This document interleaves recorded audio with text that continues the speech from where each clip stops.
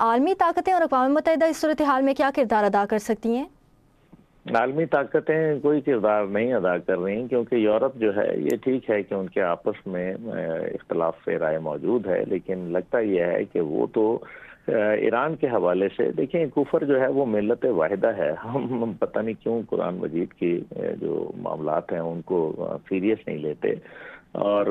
ہمیں معلوم ہونا چاہیے کہ ہمارا کوئی دوست نہیں ہے، مسلمانوں کا کوئی دوست نہیں ہے، یہ سب جو ہیں یہ ظالم ہیں اور یہ چاہتے ہیں کہ دیکھیں، دنیا میں سب سے زیادہ غیر ذمہ داری کا ثبوت نیوکلیئر کے حوالے سے امریکہ نے دیا ہے۔ تو پابندیاں تو امریکہ پہ عائد ہونی چاہیے بنیادی طور پہ، لیکن عائد ہوتی ہیں وہ ایران کے اوپر، وہ پاکستان کے اوپر پابندیاں عائد ہوتی ہیں، وہ دیگر ممالک کے اوپر ہوتی ہیں، نارتھ کوریا کے اوپر ہوتی ہیں۔ حالانکہ